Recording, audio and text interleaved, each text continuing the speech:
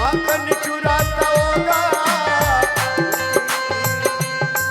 अरे गोकुल गया तो सोचा माखन चुराता होगा, या फिर कदम के नीचे बंसी बजाता होगा।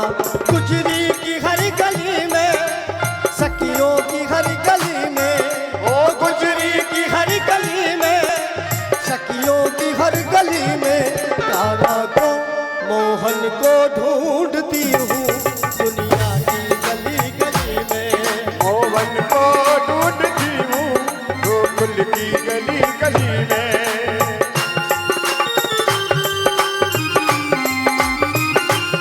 क्या बात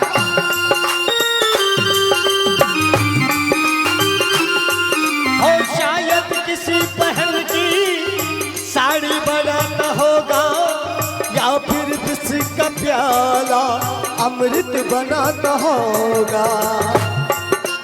शायद किसी बहन की साड़ी बनाता होगा, या फिर विष का प्याला अमृत बनाता होगा। भगवान का ध्यान धरते हुए राधा कृष्ण पदा द्वंद्व द्वंद्वधार्यना कथां साप्ताहिकीं कुर्वे भुक्ति मुक्ति विधायिनी। वीर तेरी सांवरे मन में बनी रहे, तस्वीर तेरी सांवरे मन में बनी रहे। तस्वीर तेरी सांवरे मन में बनी रहे। तस्वीर तेरी सांवरे मन में बनी रहे। मस्ती तुम्हारे नाम की हरदम चढ़ी रहे। ओ मस्ती तुम्हारे नाम की हरदम चढ़ी रहे। मस्ती तुम्हारे नाम की हरदम चढ़ी रहे। ओ मस्ती तुम्हारे नाम की हरदम चढ़ी रहे। तस्वीर तेरी सांवरे मन में बनी रहे। तस्वीर तेरी सांवरे मन में बसी रहे। मस्ती तुम्हारे नाम की हरदम चढ़ी रहे। ओ मस्ती तुम्हारे नाम की हरदम बनी रहे।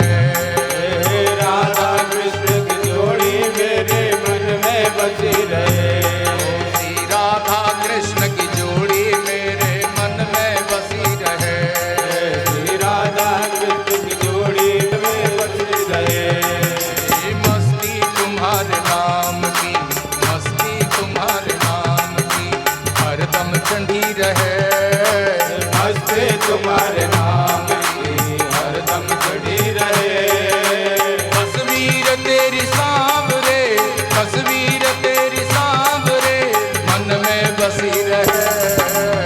तस्वीर तेरी सांवरे, मन में बसी रहे।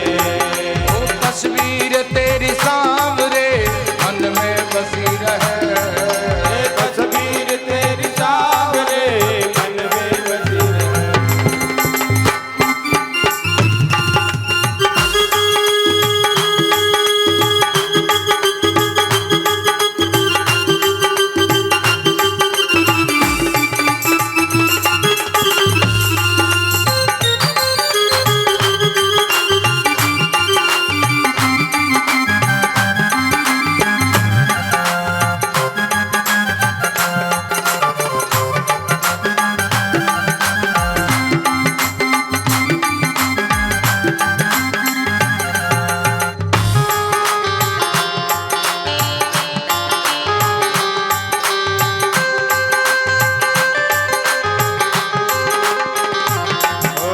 तस्वीर तेरी सांवरे, मन में बसी रहे। तस्वीर तेरी सांवरे, मन में बसी रहे। बोलिए श्री वृंदावन बिहारी लाल की जय हो। नारायणं ऋषिकेशं गोविन्द गरुडाध्वजं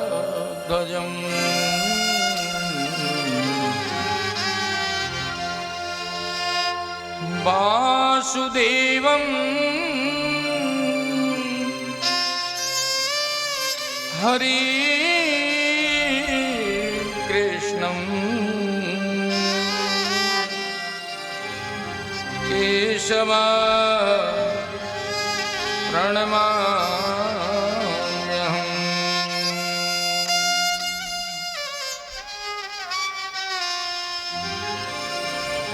गंगा के पुनीत पावन तट पर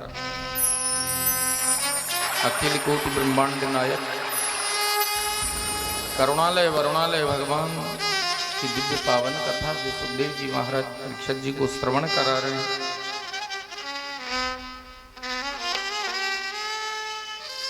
आपने पूर्व प्रसंग में सुना कि भगवान ने वराह अवतार लेकर हिरण्याक्ष दैत्य का वध, पृथ्वी का उद्धार किया।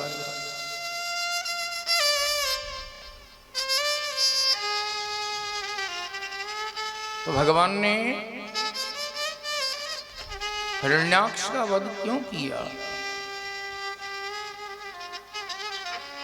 क्योंकि हिरण्याक्ष हिरण्यकश्यप दोनों भाई हैं।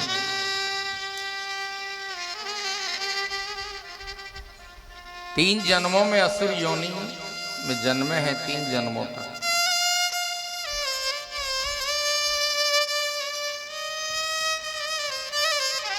सनकादिक ऋषियों का जय विजय को जो श्राप लगा हुआ, भगवान के जो द्वारपाल हैं जय विजय, सनकादिक ऋषि वैकुंठ में भगवान के दर्शन करने के लिए गए तो द्वार पर खड़े जय विजय ने उनको रोका, भाई तुम्हें भगवान का दर्शन नहीं होगा। सनकादिकों ने कहा भाई हमारे लिए दर्शन सदैव खुले रहते हैं, हमें मत रोको, जाने दो। जय विजय ने कह दिया रोको मत, जाने दो। और ये कहते हैं रोको मत, जाने दो। रोका, भगवत इच्छा से इन्हें क्रोध हुआ, नहीं तो बैकुंठ में क्रोध का क्या काम, लेकिन वो भगवत इच्छा से कह दिया पापी मति मंद तुम यहाँ के जुगवास, असुर जन्म लेओ तुम भूतल तजाय के, तुम बैकुंठ में रहने लायक नहीं, तुम असुर योनि में चले जाओ। तो भगवान ने वहां प्रकट होकर के इन्हें सांत्वना दी, दुखी मत हो, अब तुम्हें श्राप लग गया तो भोगना तो पड़ेगा। हाँ, भक्ति मेरी करोगे तो भक्ति से तुम्हें 7 जन्मों में मिल जाऊंगा, और बैर करोगे तो 3 जन्मों में मुक्त कर दूंगा। क्योंकि बैर भगवान से हर कोई नहीं कर सकता, जिसकी बाहुओं में ताकत होगी वही तो बैर करेगा। इसलिए कहा कि हम तो बैर कर लेंगे। तो प्रथम जन्म में हिरण्याक्ष हिरण्यकश्यप बन गए, यही रावण कुंभकर्ण बन गए, यही शिशुपाल दंत वक्र बने। तो इन्हीं का कल्याण करने के लिए ठाकुर जी को यहाँ आना पड़ा। इसलिए भगवान बरहा अवतार लेके आए हैं, हिरण्याक्ष का उद्धार किया है। हरिद्वार में गंगा के तट पर मैत्रेय मुनि से विदुर जी जब कथा श्रवण कर रहे, तो पूछा कि ब्रह्मा जी ने जो 10 ऋषि उत्पन्न किए, उन्होंने भगवान की सृष्टि में कैसे सहयोग किया है। तो ब्रह्मा जी ने कर्दम जी से कहा था, आप जाओ तपस्या करो। 10,000 वर्षों तक तप किया।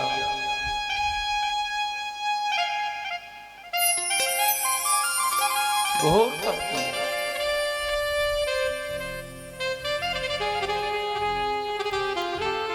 सरस्वती नदी के तट पर चले गए, कठोर घोर तप कर गए।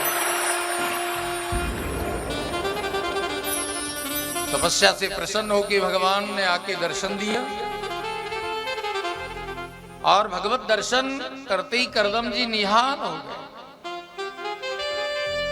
कि भगवान मेरा जीवन सार्थक हो गया है, और सब मनोरथ पूर्ण करने वाले हैं आप, और अंतर्यामी हैं, सबकी मन की जानते हैं, और मेरा मनोरथ पूर्ण करने के लिए ही तो आप पधारे हैं। बोले क्या मनोरथ है तुम्हारा प्रिय कर्दम, बोलो। बोले मैं पिता की आज्ञा का पालन करना चाहता हूँ, उनके ऋण से मुक्त भी होना चाहता हूँ। अब इसमें आप मेरा सहयोग करें, मुझे एक सुंदर सुशील पत्नी प्राप्त होने का वरदान भी दे दीजिए। तो भगवान क्या कहते हो, इसकी व्यवस्था तो मैं पहले ही कर चुका। देखो भगवान पहले ही व्यवस्था कर चुका। उरैव संयोजिता, तो विवाह होगा। बोले होगा। सुंदर पत्नी मिलेगी, मिलेगी। फिर पुत्र भी होगा। बोले वो भी होना ही चाहिए। तब कर्दम जी ने कहा भगवान वो पुत्र कोई और नहीं, आप स्वयं मेरे पुत्र बन के पधारेंगे। भगवान ने तथास्तु कहा।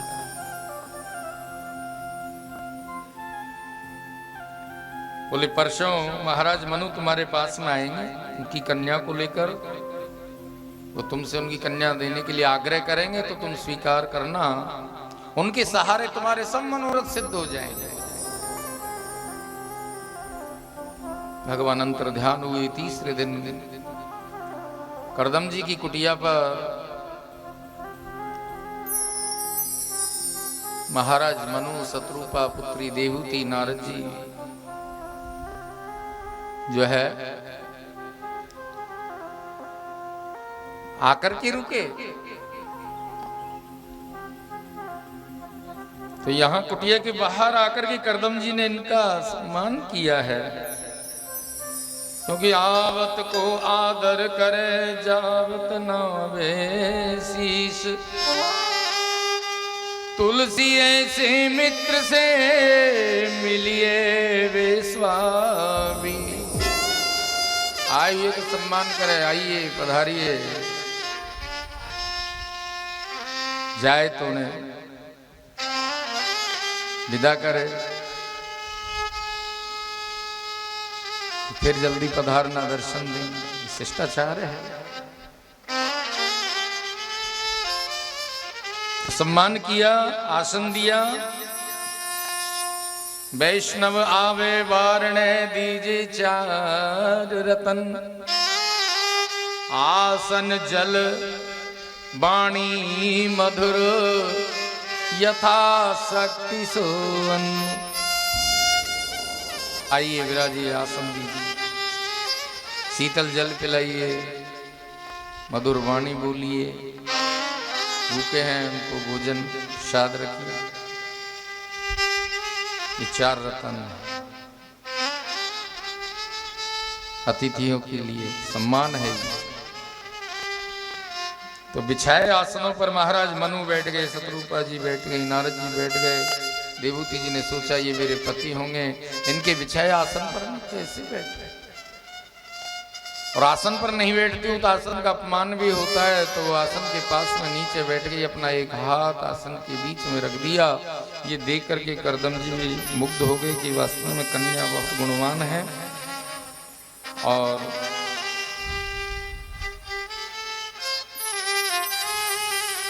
मनु जी ने कहा कि देखो हमारी कन्या आपके अनुरूप है, आप इसे स्वीकार करें। और शास्त्र की ऐसी आज्ञा है कि विरक्त को भी अनायास प्राप्त वस्तु का त्याग नहीं करना चाहिए। तो आपकी तो कामना है ना। उद्यतस्य हि कामस्य प्रतिपादो न सस्यते अपि निर्मुक्त संगस्य काम रक्तस्य किं पुनः। या उद्यत मना दृश्य कीनासमभियाचते शियते दशा स्फीतं मानश्चावज्ञयाता।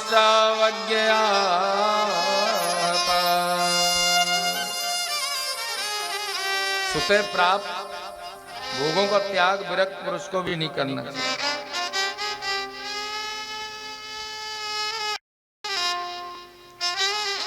आप तो नैष्ठिक ब्रह्मचारी भी नहीं, तो मेरी कन्या को आप ग्रहण करें। करदम जी ने कहा ठीक है, मैं आपकी कन्या को स्वीकार करता हूं, किंतु विवाह ब्रह्म पद्धति से होना चाहिए।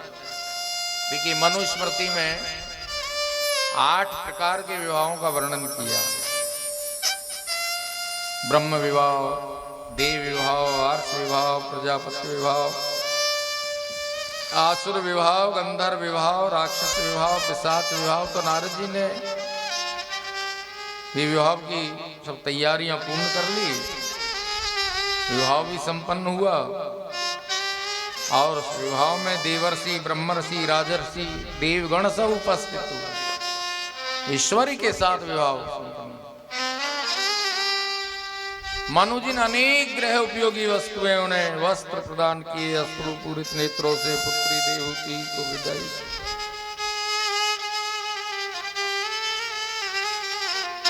विदाई। विदाई होती है। महाराज मनु और शत्रुपा जी के नैनों में जल भरा हुआ है, अश्रु प्रवाहित हो रहे हैं।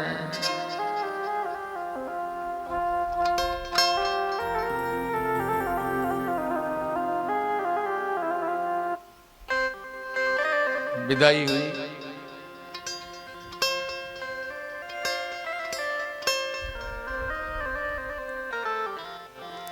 और विदाई के बाद करदम जी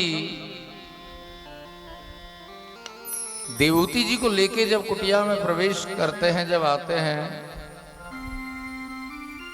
तो वो तपस्वी की कुटिया है। देवहूति जी ने भी देखा कि यहाँ तो न जाने कितने चिड़ियों के घोंसले लटके हुए हैं, बिलबामू बने हुए हैं, कितने जीव यहाँ रहते हैं। तो महाराज जी कहाँ रहते हैं? फिर पूछ लिया आपका स्थान, बोले कोने में जो आसन लगा हुआ है वही। अब देवहूति हम भी थोड़ा भगवान का ध्यान कर लें। सोचिए शादी होती कोई कहे कि मैं भजन करूंगा, लेकिन वहां देवहूति जी ने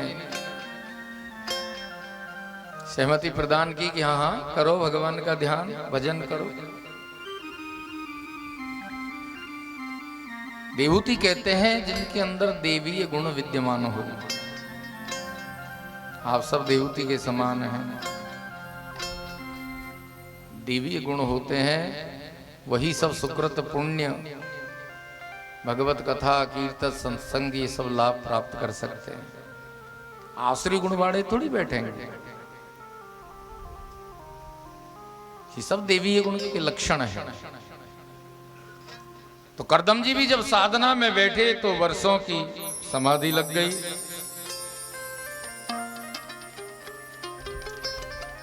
सोचा ये पता नहीं कब जागे।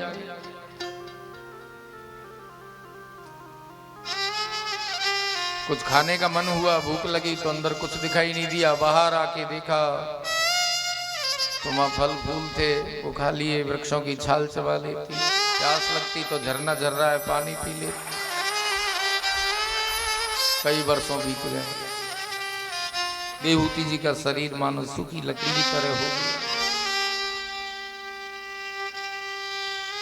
कभी कभार गीला वस्त्र करके करदम जी के शरीर को पोंछ दिया करती। और वर्षों बाद जब समाधि से जागे तो वो यही भूल गए कि मेरा भी विवाह हुआ था। उनको लगा कि मेरी कुटिया भी कौन वृद्धा है, कौन आ गई यहाँ, कौन हो आप? तो देवहूति ने सोचा ये तो भूल ही गए। तो याद दिलाया, महाराज याद कीजिए, वर्षों पूर्व महाराज मनु अपनी पुत्री देवहूति का विवाह आपके साथ करके गए थे। ओ तुम ही देवहूति? हाँ स्वामी। इतने समय से कहाँ रही? बोले इसी कुटिया में। क्या खाया पिया तुमने? बोले भूख लगती तो फल फूल खा लेती, प्यास लगती तो झरना झर रहा है पानी पी लेती। तुम अपने पिता के घर क्यों नहीं गई? बोले पत्नी के लिए पति का घर ही स्वर्ग होता है, तुम कहाँ जाते? तुम धन्य हो देवहूति, तुम्हें वो दिव्य भोग प्राप्त होंगे जो देवों के लिए भी दुर्लभ है। बस तुम तो इस सरोवर में स्नान करो तो तुम्हारी समस्त कामना पूर्ण होंगी। देवहूति जी ने सरोवर में लगाया गोता तो कामदेव की पत्नी रति के समान सुंदर बनी। करदम जी ने बड़ा सुंदर कामुक विमान की रचना कर डाली, जो समस्त कामनाओं को पूर्ण करने वाला, हीरे मोती जिसमें जड़े हुए थे। इतना सुंदर विमान कि वो विमान देवताओं की ईर्ष्या का विषय बन गया। स्वयं विश्वकर्मा जी देखकर विमान को लज्जित हो गए। देवहूति ने सोचा मैं बहुत सुंदर हो गई, लेकिन मेरे स्वामी बिल्कुल वृद्ध हैं, श्वेत लंबी लंबी दाढ़ी है, जोड़ी में मेल भी नहीं खा रहा। तो मानो देवहूति के मन के भाव को करदम जी समझ गए। आसन से उठे और अपनी श्वेत लंबी दाढ़ी पर हाथ फेरते फेरते उसी सरोवर में गए, लगाया गोता तो स्वयं कामदेव के समान बन के निकले। मानो रति कामदेव की जोड़ी उस विमान में जाके सवार हुई तो वो कामुक विमान अब वहां उनकी इच्छानुसार उड़ता हुआ सुमेरु पर्वत की कंदराओं में पहुंचा। इंद्र के उपवन, कुबेर के कानन इंद्र के उपवन का आनंद लेते रहे। 200 वर्षों तक जीवन का भौतिक सुख प्राप्त करते रहे।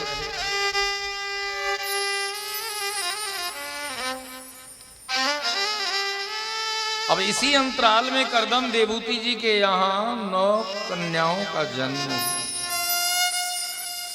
9 कन्याएं हो गई।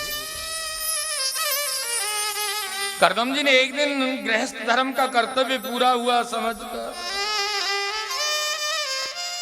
अपनी सहधर्मणी से बन जाने की इच्छा प्रकट की। तो देवहूति ने बड़ी आर्तवाणी से अनुरोध किया, स्वामी इन कन्याओं का विवाह करना भी तो आप ही का दायित्व है। और हे स्वामी, दायित्व पूरा किए बिना गृहस्थ त्याग उचित नहीं होता। उत्पाद्य पुत्रान् नृणांस कृत्वा व्रतिं च तेभ्यो नु विधाय कांचित् स्थाने कुमारी प्रतिपाद्य सर्वा अरण्य संस्थात मुनिर्बुभूषे। हे मुनि श्रेष्ठ, पुत्र उत्पन्न करना दायित्व का पूर्ण होना नहीं है भाई। केवल संतान पुत्र उत्पन्न करना ही दायित्व का पूर्ण होना नहीं माना। उन्हें ऋण मुक्त करें, आजीविका का उपार्जन का साधन प्रदान करना, कन्याओं का यथा समय विवाह संस्कार संपन्न करने के बाद ही गृहस्थ ऋण से उऋण माना जा सकता। तो वैसे तो गृहस्थ में रहकर के भी प्रभु प्राप्ति का साधन बन सकता है। देवूति ने कहा आपने तो विवाह के बाद वर्षों तक ऐसी साधना की है, तपस्या की है, आने की कल्पना क्यों करते हो?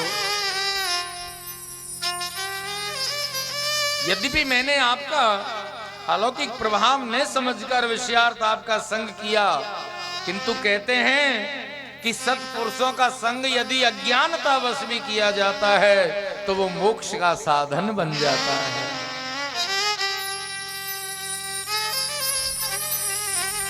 और मैं आप जैसे महाज्ञानी देव तुल्य पति का सानिध्य पाकर के भी भगवत प्राप्ति का साधन नहीं बना सकी। सांसारिक विषमताओं में उलझते हुए ही समय नष्ट कर दिया। नेह यत कर्म धर्माय ने विरागाय कल्पते न तीर्थ पद सेवाये जीवन अपि मृत हिसा। ना वैराग्य हुआ, ना भगवत सेवा मुझसे बनी, तो ऐसा जीवन तो मृतकवत है।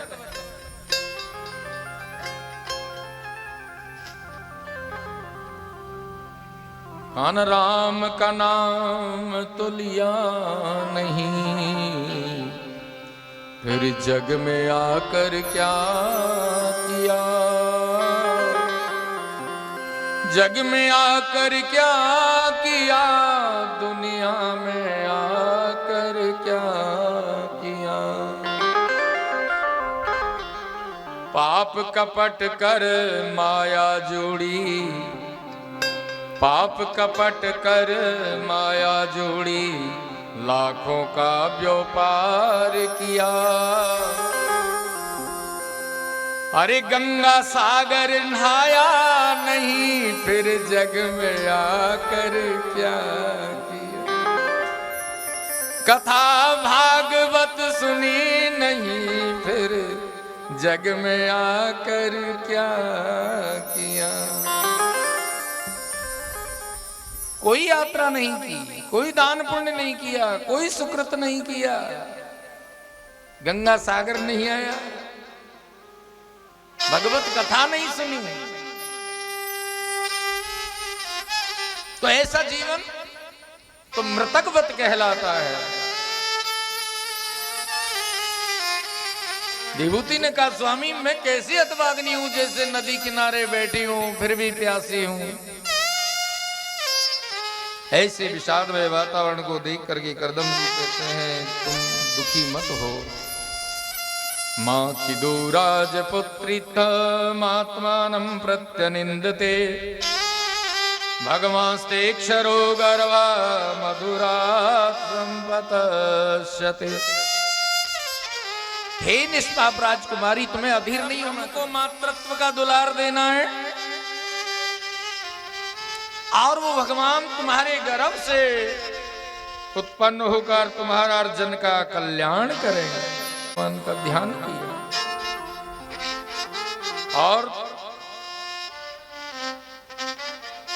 10 माह पश्चात देवूति जी के गर्भ से भगवान ने जन्म लिया तो समस्त देवर्षि ब्रह्मर्षि राजर्षि ऋषिगण गंधर्व स्वयं पिता में ब्रह्मा भी अन्य देवताओं को साथ में लिए भगवत दर्शनार्थ उपस्थित हो गए। भगवान ब्रह्मा जी ने देखी भगवान का नामकरण संस्कार किया और उनका नाम कपिल रखा।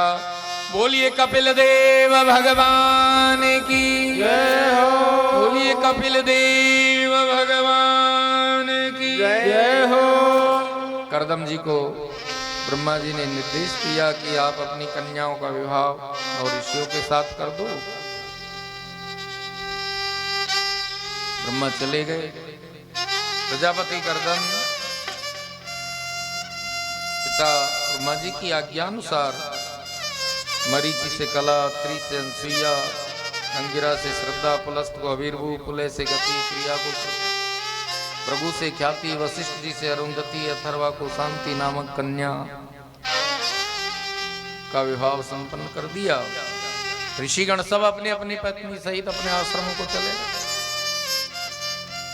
अब तो करदम जी निश्चिंत हो गए कि चलो कन्याओं का विवाह भी हो गया, अब हम निश्चिंत हो गए और एकांत में बैठे हुए हैं भगवान कपिल।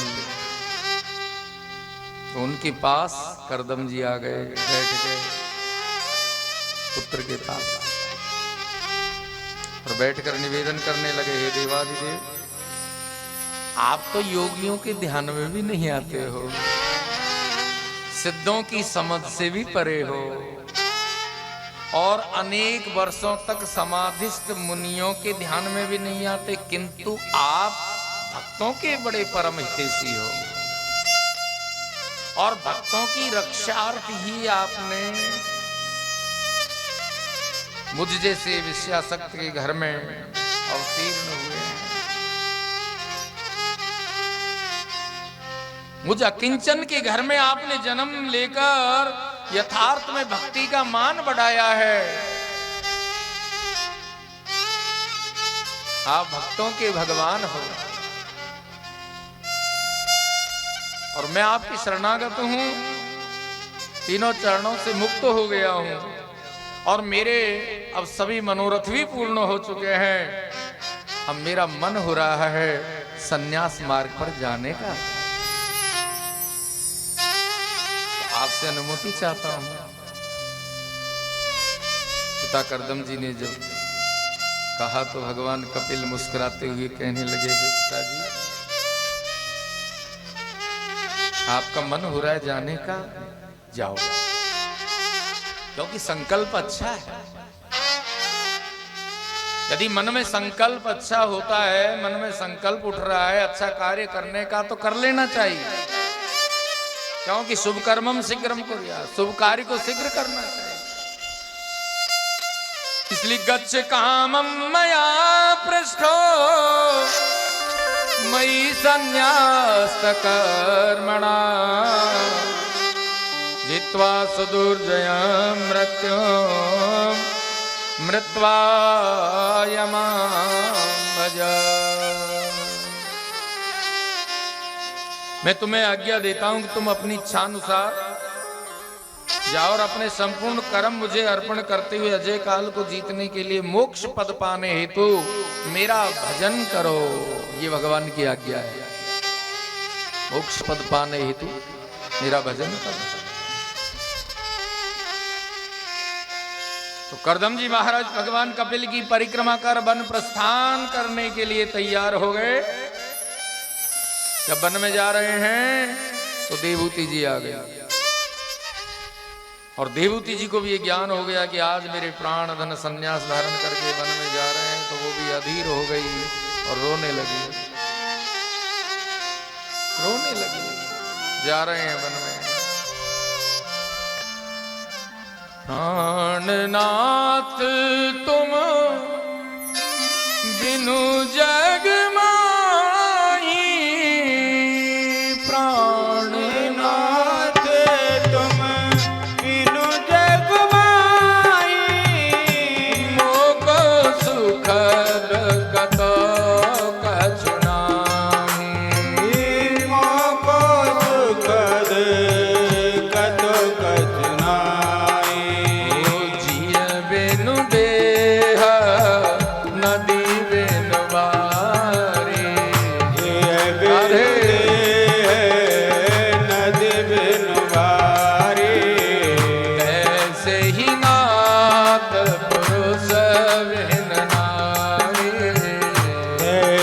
ही नाथ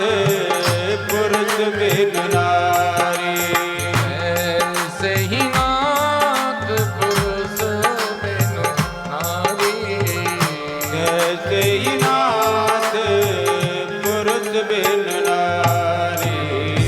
कैसे रहूंगी कल्ली कुटिया में, आपके बन जाने पर बोले मैं अनाथ होकर कैसे रह पाऊंगी। आपके श्री चरणों के अलावा मुझे कहीं सुख प्रतीत नहीं होता, और एकाकी जीवन तो असह्य हो जाएगा। एकांत किनके लिए होता है? मुनिनः एकांतवासिनः, जो मुनि ऋषि मुनि जो मनन करते हैं उनको एकांत चाहिए।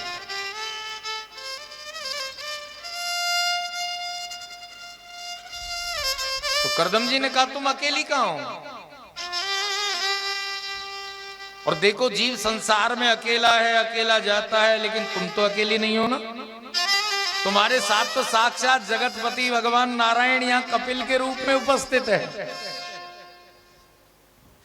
इसलिए अपने कुलभूषण कपिल के साथ आनंद भगवत चिंतन करो। बोले आपने उचित कहा कुलभूषण कपिल है, लेकिन नक्षत्र भूषणम चंद्र नारिणाम भूषण पति। तुम ये कैसे भूल गई कि सर्वस्व भूषणम जगतपति, उन जगतपति भगवान कपिल स्वामी के सानिध्य में रहकर मोक्ष का हेतु तैयार करो। तो देखो नारी को तो अधीन रहना भी बताया था, उसके कल्याण के लिए बताया है, उसके लिए हितकर होता है। कुमारावस्था में पिता के अधीन, विवाह के पश्चात पति के अधीन, पति की अनुपस्थिति में पुत्र के अधीन रहना उसके लिए हितकर होता है। इसलिए तुम तो सब मोह त्याग कर भगवान कपिल के उपदेशों को ग्रहण करो, मुक्ति का मार्ग प्रशस्त करो। देवूति जी ने पति की परिक्रमा की, स्वामी के चरणों में अपना मस्तक रख दिया, नयन के जलसो पग धोए, और अब ऋषि ने भी आशीर्वाद दिया और वन की ओर चल दिए। चले गए वन में। कपिल भगवान सरोवर अपनी कुटिया बनाकर साधना कर रहे, देवहूति अपनी कुटिया में दुखी मन से प्रभु का चिंतन करती है। चिंतन तो कर रही है लेकिन दुखी मन से।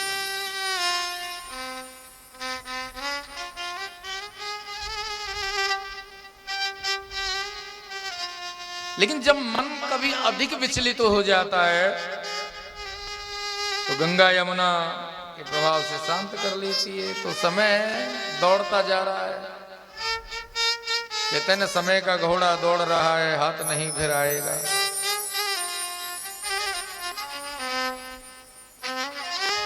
और एक दिन तो देवहूति जी का मन बहुत ही अशांत हो गया और पुत्र कपिल के पास में आके बैठ गई, शांति का उपाय पूछने लगी कि मेरे मन को शांति मिले, ऐसा उपाय बताओ।